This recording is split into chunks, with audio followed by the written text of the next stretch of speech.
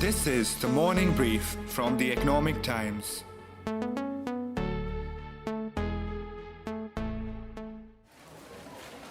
Imagine you own a grocery store. You have hundreds of customers coming in every day for different things. They buy everything from snacks, soaps to sweet lime. And now you're being asked for details about all the customers and what they've bought. Not for one day, but for the last 5 years.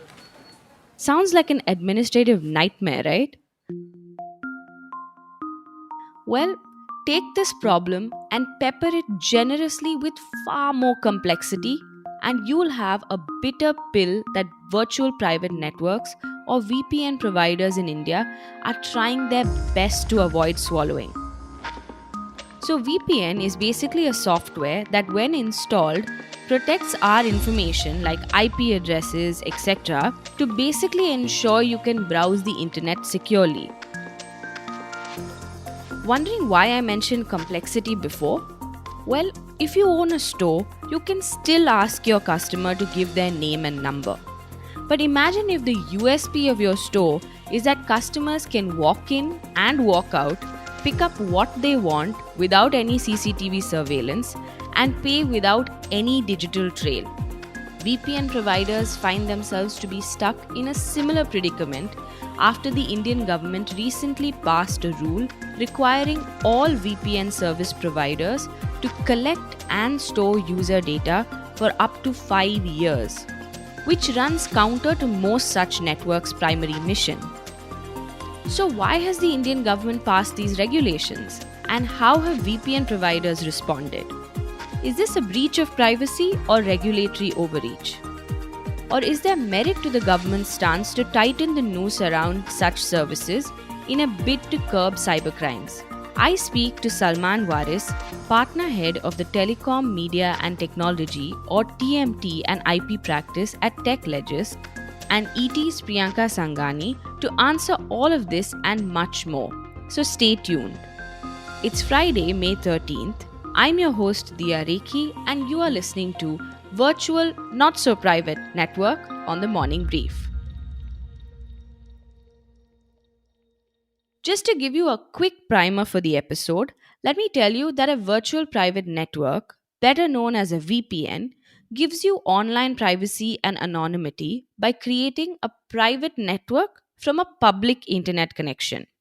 It's a key privacy tool that many believe you should use when you're logging onto the internet from a public place such as a coffee shop, hotel lobby, or any other spot that offers access to free public Wi Fi. As per antivirus company Norton, a VPN creates a type of tunnel that hides your online activity, including the links you click on or the files you download, so that cyber criminals, businesses, government agencies, or just other snoops can't see what you're up to. Now that you've got the basics in place, as you would expect, a lot of my tribe use VPNs. I got my colleague Priyanka to tell me about whether she uses a VPN regularly for work and how she reacted to the news. Actually, I might be a bit of an outlier, but I haven't used VPN because maybe the kind of reporting I do is such that I haven't really felt the need to do so. But I do know a lot of other journalists who are working on slightly sensitive topics, or for, say, someone where privacy or security is a big concern. A lot of people operate only through VPNs. So this could be a bit of an issue for a lot of journalists. Personally, I do feel that these guidelines go against the key reason why most people would be using virtual private networks. And then again, the issue of privacy and security also comes into play here. The only thing I'd say is that the fact that these guidelines have just kind of come up a bit, they were a bit unexpected. Priyanka isn't wrong about being taken aback by these guidelines. They did come out of nowhere and aren't really a characteristic of the body that put out the guidelines. That is, the Indian Computer Emergency Response Team, or CERTIN. Here's Salman, partner head of the TMT and IP practice at TechLedges, telling us why. They were a little unexpected to the extent the organization they were coming from. Certain had originally been functioning as a internal cyber incidents response team for the government between 2004 and 2013. But since 2013, the mandate has been broadened and they have been given this trusted referral agency role as far as cyber security in the country is concerned. Incidentally, after 2013, also there is a parallel setup that's been introduced by the government, which is the Office of the National Cybersecurity Advisor. So that also has a very similar role. And since 2013, certain while has been dealing with cyber instances, but there had never been, except for maybe earlier last year when certain came up with notifications and guidelines relating to the breaches relating to Zoom. Prior to that, there had not been much notifications of the like that has been issued by certain today, which came to be known as certain rules that were passed under the Information Technology Act. And those rules gave certain the status of a referral agency or a trusted referral agency. Primarily, the 2013 rules required or put certain as the national nodal agency for cybersecurity incidences, and they also provided for technical assistance. So ideally, when organizations would face a cyber incident or an incident where there is a breach or there is a cybersecurity lapse, they could actually go back to certain and try and identify the reasons, the causes for the breach, where it occurred, how it occurred. So while there were these rules and there were certain reporting requirements there as well, but there was nothing that was of the nature that is now being implemented, because now if you're not reporting within the parameters specified, that is a 6 hour window after you get knowledge of the incident or it's been brought to your attention, you are criminally liable. So that is what has now drastically changed. But what exactly are these guidelines and why all this debate about them? On 28th April, Certain issued a set of guidelines for cybersecurity, which, as of now, will come into effect from June 28th, 60 days from when they were notified. Several of the global VPN providers who currently operate in India have already spoken out and said that they will not be able to provide service in India if they're mandated to follow these rules, because most of them are committed to a no logs policy. And honestly, India is not that significant a market for a lot of them to actually change how they operate, how they function, to be able to continue to operate over here. Apart from this, there's also the tech side of it, where many of these companies are simply not set up to be able to maintain this kind of data. One of them has said they use RAM only servers, which typically would automatically overwrite user data. So even if they want to be compliant with these guidelines, they would have to rework their basic technology, which very few of them at this point at least seem inclined to do. And then the other issue why the VPN providers and users and cybersecurity experts are concerned is the whole privacy aspect. People use VPNs to be able to securely access, say, either sensitive information or geographic specific information, which might not be available in India. And this also raises the issue of the possibility of surveillance, which is why people are very concerned about it. Now, here's the thing. Like Priyanka just explained, some of these companies don't have the wherewithal to maintain this sort of data. Salman also said that the compliance burden and the cost for storage would burn a hole in their pockets. In terms of the obligations, there is a compliance obligation which requires organizations and VPNs to include not just general information about the end customers, but also information where they're required to keep details for 5 years, even after the end customer has ended their contract of service. Information like email ID, phone numbers, IP addresses, and these have to be provided as and when demanded. So this is a huge compliance burden, both from the cost of compliance perspective and also from the storage itself, the cost of storage perspective. And this is where a lot of organizations are facing quite a challenge, because many of these service providers and VPNs are startups, and they are working on their model is very tight budgets. So it poses a huge challenge for them. In order to understand why VPNs are important, let's look at our neighbor China, where the government regulates internet usage domestically through its censorship system, also known as the Great Firewall. Expats and native Chinese citizens both use VPN services to securely access blocked websites and mobile apps like Facebook, Gmail, Google, YouTube, WhatsApp, and Western news media. In India, too, Priyanka highlighted an interesting point about internet lockdowns leading to more people taking to VPNs. There are over 270 million users, according to the last study that was done. And there's been a huge spike from 2020 to 2021, actually. End December 2021, Atlas VPN put out a study which said that as of 2020, there were about 45 million users, and that went up to over 300 odd million in 2021. Now, this was largely because of the whole remote work model which came in through COVID. Most employees in large enterprises connect to their office servers through a private network. But the other reason is also the increase in internet shutdowns in India. According to Access Now, which is a tech policy think tank, there were over 100 internet shutdowns in India in 2021. So that's another reason a lot of people are switching to VPNs over the last year or so. Now, with that context of a growing user base in India, I asked Salman how VPN players have reacted to the government's latest guidelines and whether he can draw parallels with other instances. If you would remember the whole debate about the personal data protection bill and the way the government went about that draft and the consultation process, it took them almost 2.5, 3 years to even come up with the initial draft, and then for that draft to be put through that consultation process, both through the industry and within the government, it took a substantial amount of time. Now there was a huge pushback by the tech industry as far as data localization requirements were concerned, and also in terms of some of the provisions that were perceived as being pushing for a police state, if you were to use the term. Those were relating to some of the reporting requirements or in terms of data localization requirements.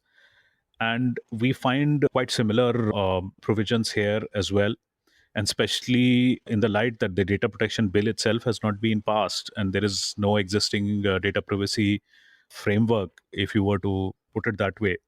Some of the provisions with regard to identification and storage of details of subscribers actually are perceived to be against both net neutrality and personal privacy. Nord Security said that it would remove its servers from India if no other options are available. Nord Security is the developer of NordVPN, which is one of the most popular VPN services in India. Others like ExpressVPN and Surfshark have also been very vocal about the concerns regarding adopting these regulations. But beyond the knee jerk reactions, there's a lot more nuance that needs to be understood. And for that, I asked Priyanka what the real and practical issues are that these companies will have to face while complying with these guidelines. Here's Priyanka getting down to brass tacks. So, for the VPN providers, I think the key sentiment is that this basically goes against what they set out to do. They're not required to maintain logs in any other country. Part of their whole USP is that they offer a no logs policy. So, apart from the rules which say that VPNs need to maintain logs for 5 years, there are a whole set of other guidelines, including one important one is that all cybersecurity incidents need to be reported within 6 hours. And this is irrespective of the size of enterprise you are. Now, at present, there is no defined time frame for enterprises to report any cyber breach. It just says as early as possible or as soon as possible. Now, this gets tricky because very often companies won't know for days or even weeks at a time that they've been breached. And a lot of the small and medium enterprises currently don't really have very robust threat detection or management systems in place. So it's very unlikely that they'd be able to report within 6 hours. And the other issue that the cybersecurity firms are highlighting is that, say, they've discovered a breach with one of their clients. So their priority would be to work with the client and help them mitigate the situation, figure out the extent of the damage that has been done, rather than send a report log to certain and then quite likely deal with follow up calls and messages from them trying to understand what's going on. At that point, the focus obviously needs to be figuring out the nature of the damage that's been done, whether money's been lost, whether data's been compromised. But here, the priority would shift a little bit. The other issue that experts are raising is that if all these logs are maintained, if every single breach is reported to the government, they're not sure if certain currently has infrastructure to deal with the kind of deluge of information it'll see.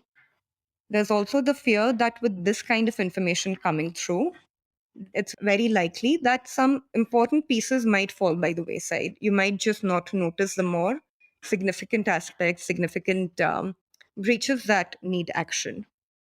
US based technology industry body, Information Technology Industry Council or ITI, which has global tech firms such as Google, Facebook, IBM, and Cisco as its members, has sought a revision in the guidelines. ITI country manager for India, Kumar Deep, in a letter to CERTIN dated May 5th, asked for a wider stakeholder consultation with the industry before finalizing on the directive. He said, and I quote, "The directive has the potential to improve India's cybersecurity posture if appropriately developed and implemented. However, certain provisions in the bill, including counterproductive incident reporting requirements, may negatively impact Indian and global enterprises and undermine cybersecurity." End quote. Almost reading our guests' minds, to provide more clarity, CERT-In came out with a document that contained frequently asked questions about the new directives that ET accessed on Thursday.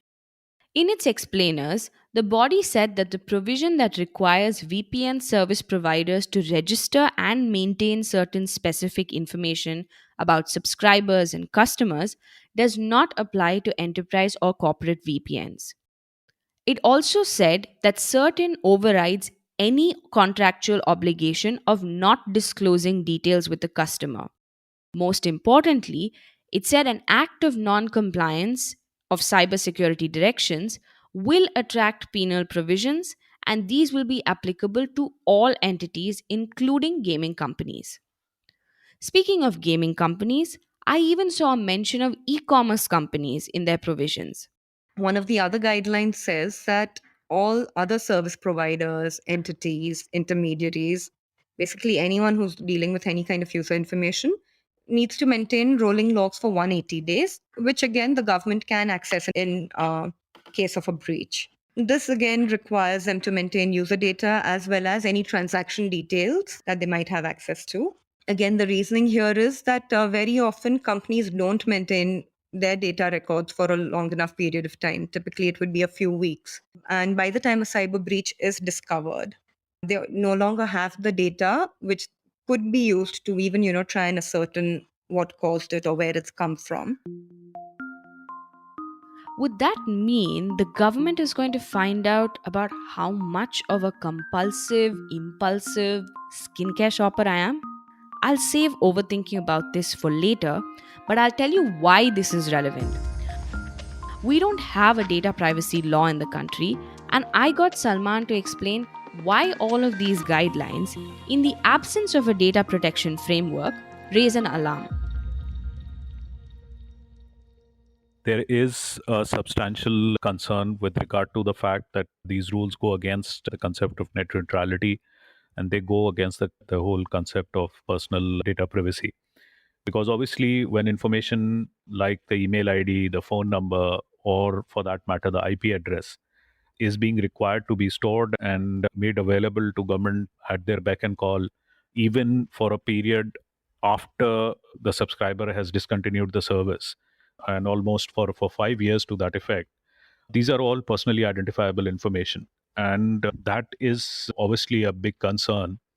And surprisingly, these rules do not talk about a supervisory agency, or for that matter, an agency that would be responsible for oversight.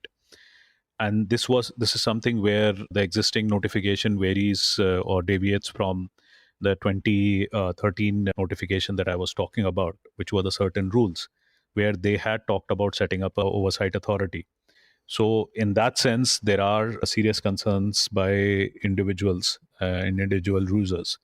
However, from a practical perspective, on a day-to-day basis for users like you and me, as long as we are complying with the law and we are not doing anything shady or illegal, I think it would not really affect us in a big way. But yeah, in the long run, it could have impact on and have serious privacy implications, and some of the provisions could be misused by the state agencies in terms of the concept of personal privacy. And we have seen that in the past agencies have misused the provisions or the laws and tools available with them to go after dissidents and to go after people that are critical of the government. Certain, as part of their FAQs, reiterated that the right to informational privacy of individuals is not going to be affected by these directions, since they do not envisage seeking information on a continuing basis and only in the case of cybersecurity incidents. But you must be wondering why the government is going ahead with something like this in the face of so much resistance. Let me tell you that the government has stood its ground. Here are some numbers for you. Certain reported more than 2.12 lakh cybersecurity incidents in just the first 2 months of this year. And the body said it requires the ability to investigate potential cybercrime and has put these guidelines in place to serve that purpose. VPN providers, though, are not buying this explanation. But is Salman? Let's find out. A lot of these VPN service providers are operating from outside India and from jurisdictions that are not having very strong privacy laws, or for that matter, IT laws. And VPN is one of the means by which people can bypass monitoring activities. VPN is one of the means by which people access dark web, and it is a primary means by which people try, or techies or criminals try and hide their footprints on the internet. So those concerns to a certain extent are valid, but if these rules actually were required to meet those concerns is something that I have a real concern about, because I think they go extremely overboard in terms of giving access to information, and in terms of putting a compliance burden on service providers. So that is where I think we have a major issue, not with the fact that the government needs certain regulatory instruments like these to ensure national security and ensure that bad actors are taken to task. Before I let him go, I asked Salman to give us an understanding of how other countries deal with VPN providers. What are the laws in other nations surrounding this? Never hurts to know a little bit about a different model, right? To begin with, the 6 hour window is maybe one of the shortest reporting timelines that's been issued by any government globally. So while there is reporting internationally as well, but a 6 hour window is quite a stiff one. Breach reporting requirements are very much there in almost all countries that have data privacy laws. And to that extent, I think, yes, that was required. But if it were to come with such a short window of 6 hours, is something that I really feel maybe is going overboard, especially from the perspective that we were supposed to have a whole legislation around privacy breaches and generally IT breaches. And our existing IT law itself has been amended time and again to provide for some of these instances and ensure that people adopt the relevant security practices and procedures. Now, unfortunately, while there are enough provisions under the IT law, and if it required, there could have been some further obligations built into the existing regime, under the IT law itself, having such a strong and overboard provision or notification now through certain, which is also quite vague in terms of defining the obligations and also in terms of defining the implications and requirements and some of the key terms, is something that is both perplexing and of concern, especially from the industry perspective.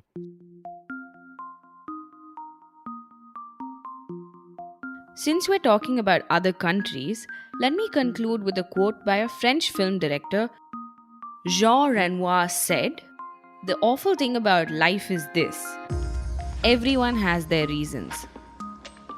Use and misuse are two sides of the same coin. And while the government's intentions of curbing cybercrimes is noble, there's always a worry about privacy and surveillance, especially with the data privacy law nowhere near being implemented. Also, this fast tracking is great in many contexts, but pushing regulations without giving adequate time for stakeholders to respond could make them feel cornered. VPN providers, on their part, have their task cut out for them too. How they strike a balance between not compromising on the anonymity and privacy of their users while also putting in place a framework that can help with security breaches sounds like an uphill climb. And while the government and these companies navigate their way through these new sets of guidelines, we can only hope that regular users or enterprise users don't get caught in the crosshairs. Thank you, Salman and Priyanka. I'm your host, Diya Rekhi, and you've been listening to Virtual Not So Private Network on The Morning Brief. Producers for the episode, Bhavya Dilip Kumar from ET and Swati Joshi from Awaz. Sound editors, Indraneel Bhattacharjee from ET and Soundarya Jayachandran from Awaz. Executive producer, Arijit Barman. Special thanks to Anirban Chaudhary and Shubhrojit Malik. The Morning Brief airs every Tuesday, Thursday, and Friday. If you like this episode, please make sure to share it on your social media. Thank you for listening and have a great day.